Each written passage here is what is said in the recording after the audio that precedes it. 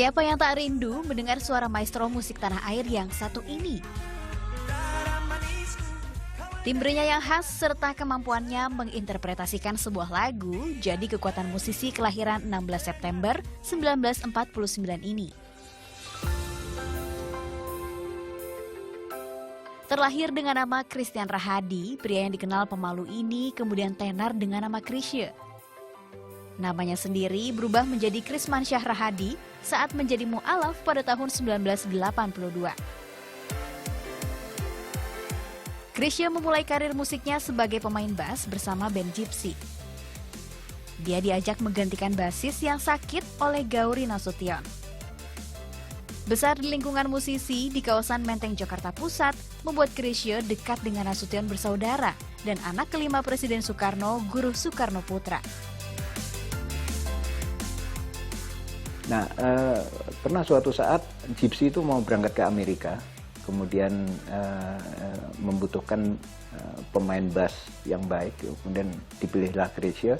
Tapi sekaligus Chrisye itu juga dipilih sebagai vokalis, sebagai penyanyi. Dan itulah awal pertama bagaimana Chrisye itu memiliki kemampuan yang lebih. Jadi dia adalah seorang vokalis tapi juga mampu memainkan bass gitar.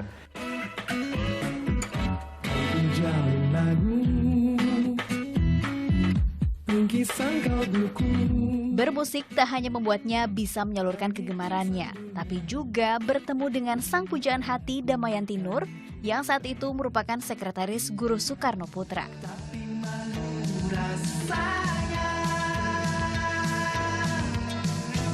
Rumah kami berdekatan dan waktu itu ya kebetulan kita di dalam satu komunitas pergaulan yang sama. Jadi saya udah cukup lama kenal dia sebelumnya. Kita masih jalan sendiri-sendiri sampai satu waktu sesudah dia pulang dari Amerika itu kebetulan saya lagi bantu Mas Guru di rumahnya. Jadi kebetulan juga Mas Guru lagi mau bikin pergelaran karya ciptanya yang pertama. Nah disitulah kita ketemu lagi istilahnya. Padahal kita udah kenal, dari sanalah berlanjut. Masih adakah satu kemungkinan bagi... Langkahnya menjadi penyanyi tak seindah suaranya menyenandungkan lagu. Sang ayah Lawrence Rahadi tidak setuju Chrisye jadi musisi. Chrisye yang keluar dari Universitas Kristen Indonesia diminta untuk melanjutkan kuliahnya. Dan dia sendiri sebenarnya tidak jadi sarjana karena ayahnya kan menginginkan dia untuk akademisi jadi sarjana, tetapi dia punya panggilan lain dan itu ada sedikit pemberontakan halus gitu yang akhirnya diizinkan oleh ayahnya. Maafkan aku tak bisa memahami maksud amarah. Ternyata begitu once dia becomes a father, dia punya keinginan yang sama dengan ayahnya. Kalau bisa anak-anak saya jadi sarjana. Akhirnya dia paham, walaupun dia berhasil dengan keinginan dia dulu dan akhirnya ayahnya juga sangat bangga sekali. Tetapi memang saya juga merasa ya itu mungkin memang sudah suratan dia ya. Lagu Lilin-Lilin Kecil membuka jalan kepopulerannya di jagat musik pop Indonesia pada 1977. Lagu karya James F. Sundah ini diciptakan pada ajang Lomba Cipta Lagu Remaja yang digelar Radio Prambors. Sejak kolaborasinya dengan musisi senior Yoki Suryo Prayogo yang mengiringinya dalam Lilin-Lilin Kecil sukses, keduanya semakin sering bekerja sama. Karir musik Chrisye kian meningkat ketika ia dan Yoki diajak untuk menggarap lagu latar untuk film Badai Pasti Berlalu yang disutradarai Teguh Karya. Album Badai Pasti Berlalu yang dirilis pada 1977 meledak di pasaran. Bahkan sempat dinobatkan sebagai album Indonesia terbaik sepanjang masa. Konon penjualannya kala itu mencapai 9 juta keping.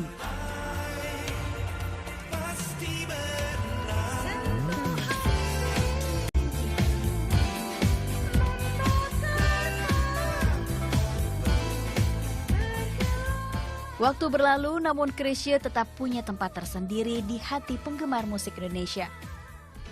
Sudah lama ku pikirkan, laki-laki harus berani menyatakan. Chrisye berhasil berselancar di segala zaman dengan lagu-lagu hits yang ia alunkan.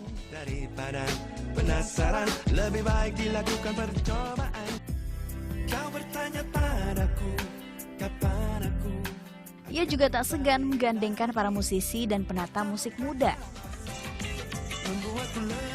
Kekonsistenannya berkarya sebagai musisi kelas atas Nusantara dilihat sebagai keajaiban oleh rekannya Erwin Gutawa.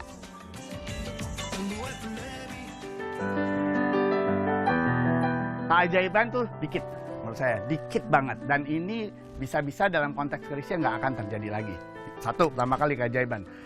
Chrisye mungkin salah satu penyanyi yang selalu dalam karirnya aktif bikin album dan selalu nggak pernah miss. Jadi kalau kita tahu ada penyanyi atau band segala macam, rata-rata umurnya tuh 5-7 album dia akan decline dengan sendirinya. Tapi Chrisye sejak lilin kecil dari tahun 76 sampai satu album yang senyawa itu kan sebelum meninggal lah, dia masih aktif berkarya dan itu menghasilkan puluhan album dan dalam tanda kutip nggak pernah miss dari 10 besar industri musik Indonesia.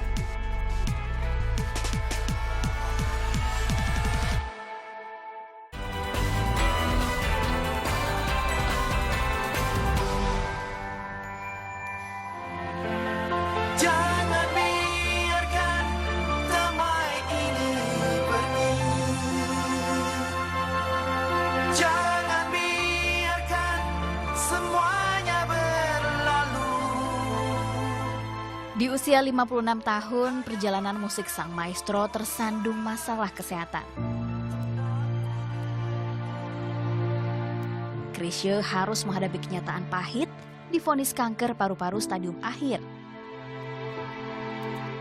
Tapi musibah tersebut tak lantas membuat dirinya menyerah. Karena dalam berjuang melawan rasa sakit, keluarga selalu berada di sampingnya. Saya ada satu periode yang, ya Allah, ini siapa orang ini, kok saya nggak kenal. Dia berubah karakter sama sekali. Sampai ada tahapan, dia bisa terima, dia jauh lebih tenang. Itu memang disitulah kita pentingnya untuk masuk secara keyakinan, keimanan, agama. Aku tahu ku takkan bisa. Selama 1,5 tahun, Chrisye melawan kanker paru-parunya. Namun Ia bahkan tetap semangat bernyanyi untuk penggemar karyanya walau harus duduk di kursi. menjadi seperti yang kau minta. Tepat 12 tahun yang lalu, Jumat dini hari 30 Maret 2007, sang legenda menghembuskan nafas terakhirnya. Waktu meninggal kan rambutnya udah kembali panjang. Dan mukanya itu persis kayak dia tidur dan mukanya persis seperti yang biasa orang lihat. Jadi saya akhirnya, oh kamu mau ya? Gitu. Jadi dalam saya nih, kamu mau ya wartawan ambil supaya penggemar kamu bisa lihat. Akhirnya saya robah. Sebelum dia mandi, silahkan masuk. 15 menit, ambil gambar. Setelah disemayamkan di rumahnya di Cipete, Jakarta Selatan, jenazahnya dikebumikan di TPU Jeruk Purut. Ratusan penggemar mengantarnya ke tempat peristirahatan terakhir. Saya kebetulan waktu itu saya sengaja untuk pengen melihat langsung sewaktu jasadnya itu masuk ke liang lahat. Tiba-tiba saya ditelepon oleh sebuah radio swasta di Jakarta, radio yang terkenal sekali, tanya saya ada di mana. Saya di sebelahnya liang lahatnya Mas Chrisye.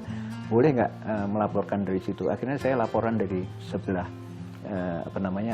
liang lahat itu, bagaimana Mas Chrisye itu dimakamkan dengan sangat baik, dengan ratusan pelayat, dan itu membuktikan bahwa sampai akhir hayatnya dia memiliki fans yang luar biasa. Tiada lagi melodi dapat ku cipta. Anak-anak saya itu nggak pernah terlalu tahu bagaimana orang lain melihat ayahnya. Karena dia cuma tahu ayahnya penyanyi, punya CD banyak, punya rekaman banyak, sering show keluar kota, kalau lagi habis bikin album mesti keluar kota, promo radio, nah itulah rutinitasnya. Tapi mereka tuh tidak pernah realize apa sih pandangan orang lain. Itu bisa sepanjang jalan itu orang keluar dari rumah. Saya sampai anak-anak saya, mama ini pada dadahin papa. Iya kali ya, nggak tahu gitu.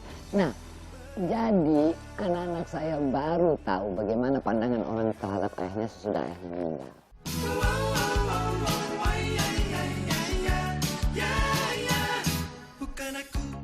Bagi yang tak mengenalnya dengan dekat, sosok Chrisye dianggap kaku dan hemat bicara, bahkan sombong.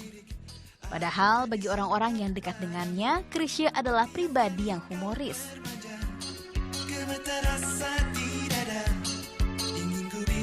Chrisye kelihatannya nggak banyak omong kalau di tempat atau di lingkungan yang dia belum mengenal. Jadi kita sering mergokin kalau teman-teman gitu mergokin kalau katakanlah dia akan bicara seperlunya. Tapi sebenarnya kalau di inner circle kita dalam konteks yang dia udah kenal dekat mau 3 orang, 5 orang, 10 orang, kalau dia tahu bahwa ini adalah apa dia udah dapat satu kenyamanan dalam situasi yang nyaman, dia sebenarnya gila. Gila dalam arti kata gini, tukang bercanda, joget-joget sendirian, terus ketawa-ketawa nggak akan bikin jokes gitu. Itu emang Chrisye begitulah. Nggak boleh menjudge dia bahwa dia tuh pelit bicara. Enggak, itu dia pelit bicara karena dia lagi belum masuk dalam situasi yang nyaman mungkin gitu. Dan itu untuk nyaman tuh dia perlu waktu atau perlu dia mengenal sekali gitu situasinya. Cukup dan teruskan kata-katamu padaku. Chrisye, judul lagu Cintaku, produser Erwin Gutawa dan Susan Studio. Sekali lagi puji syukur kepada Allah Subhanahu wa taala. Prestasi dan koleksi penghargaan tak membuat Chrisye menjadi pribadi yang tinggi hati. Ia tetap sosok yang sederhana semasa hidupnya, terutama di rumah. Kalau dia tidak punya kesibukan untuk kerja, dia itu mengurus kebunnya sendiri, pupukin sendiri. Dia punya banyak peliharaan burung, itu semua dia urus sendiri. Sampai dia bikin kopi juga, dia cuma enak itu takarannya dia sendiri.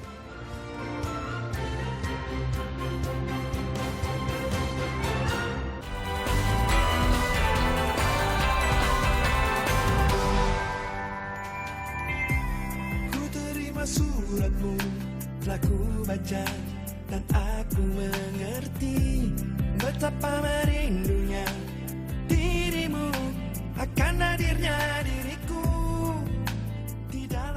Walaupun sosoknya telah tiada, Chrisye meninggalkan segudang karya yang luar biasa. Benda-benda peninggalan yang ada di rumahnya menjadi kenangan tersendiri, terutama bagi sang istri. Adakah kau mengerti kasih rindu hati ini tanpa kau di sisi? Mungkinkah kau percaya kasih? Piano ini semua ciptaan dia cuma punya 50 lagu kalau dibanding sama Tante Titi, dibanding sama Melly Guslo, sedikit lagu dia. Dia cuma punya sekitar 52 lagu. Nah, piano ini boleh dibilang semua lagu dia dari yang pertama dia ciptakan adalah Merepih Alam yang ada di Badai Pasti Berlalu. Di piano ini.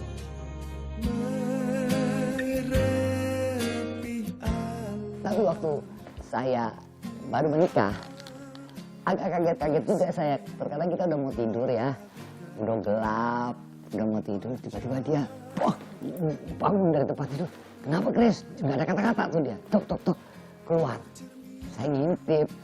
Nah, dia cari gitar untuk dia masukin nih suara yang lewat, nih ceritanya ini, kan saya nggak tahu untuk dia masukin atau dia cari piano. Besokannya baru dia lanjutin, tapi mesti dia curahin dulu ke notnya. Kenangan-kenangan manis soal Chrisye pun tidak disimpan sendiri oleh sang istri. Tahun 2017 lalu, Yanti memutuskan untuk menyumbangkan barang-barang peninggalan mendiang suaminya ke Museum Musik Dunia yang terletak di Kota Malang, Jawa Timur.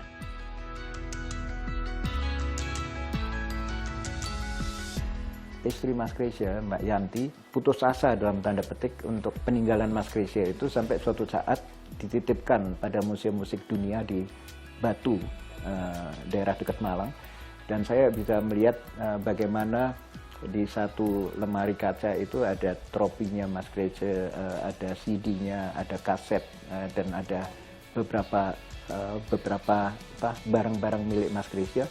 Yang itu sebetulnya adalah peninggalan yang paling berharga, tapi itu dititipkan pada Museum Musik Dunia di Batu ini bersanding dengan beberapa memorabilia tingkat dunia.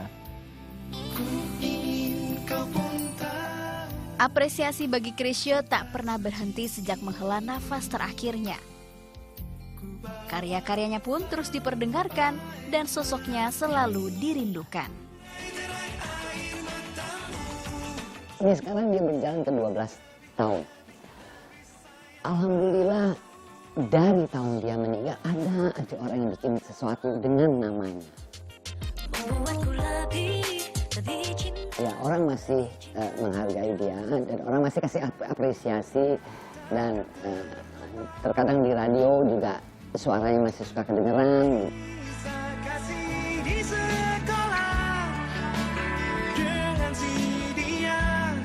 Tiada masa paling indah masa-masa di sekolah.